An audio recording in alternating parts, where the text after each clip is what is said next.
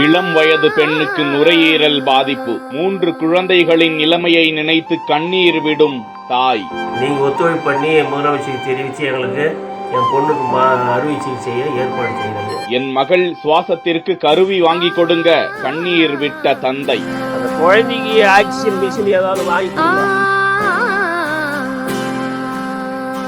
Behind Woods பதிவு எதிரொலி. ஓடோடி வந்து உதவி செய்த சமூக சேவகர்கள். பிஹைண்ட் வுட்ஸ் மீடியாவுக்கு நான் அறிவிப்பு செய்தி சொல்லியிருந்தேன்.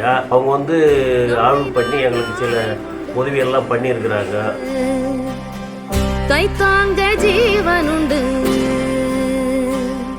திருவள்ளூர் மாவட்டம் ஆர்கேபேட்டை தாலுகா அம்மனேரி ஊராட்சி குண்டாபுரம் காலனி கிராமத்தைச் சேர்ந்த முருகையன் கலா தம்பதியரின் 32 வயதான மகள் சந்தியா. 12ஆம் வகுப்பு முடித்த அவருக்கு குமார் என்பவருடன் திருமணமாகி 13, 9, 5 வயதுகளில் 3 குழந்தைகள். இந்த நிலையில் கடந்த 2014ஆம் ஆண்டு முதல் சந்தியாவிற்கு இருமல் உள்ளிட்ட உபாதைகள் ஏற்பட அப்போதிலிருந்து அந்த குடும்பம் மருத்துவ போராட்டத்தை தொடங்கியிருக்கிறார்கள். திருத்தணி, தாம்பரம், வேலூர், சிஎம்சி என பல மருத்துவமனைகளிலும் கடந்த 10 வருடங்களாக சந்தியாவிற்கு ஏற்பட்ட நுரையீரல் பாதிப்பிற்கான சிகிச்சை பெற்று வந்திருக்கிறார்கள். தந்தை முருகையன் தனியார் நிறுவனம் ஒன்றில் காவலாளியாக பணிபுரிந்து வரும் நிலையில் இதற்காக நிலத்தையும் விற்று 10 லட்சம் ரூபாய் வரை செலவு செய்து பார்த்து வந்திருக்கிறார். கணவர் குமார் எலக்ட்ரீஷியன் என்ற நிலையில் மனைவியையும் பார்த்து கொண்டு தனது 3 பிள்ளைகளையும் பெங்களூருவில் தங்கி படிக்க வைத்து வருகிறார். அவருக்கும் உடலில் சில உபாதைகள் இருப்பதாக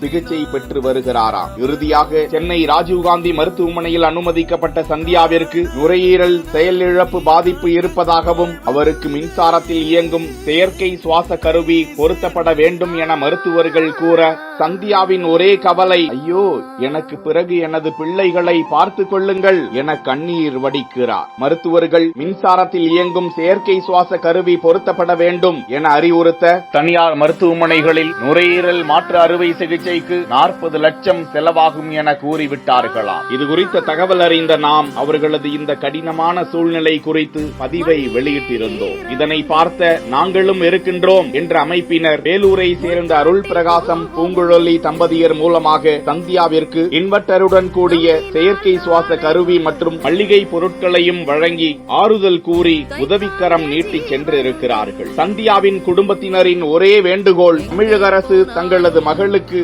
அவரது 3 குழந்தைகளின் எதிர்காலம் கருதி நுரையீரல் மாற்று அறுவை சிகிச்சை செய்து பிள்ளையை காப்பாற்ற வேண்டும் என்பது மட்டும்தான்.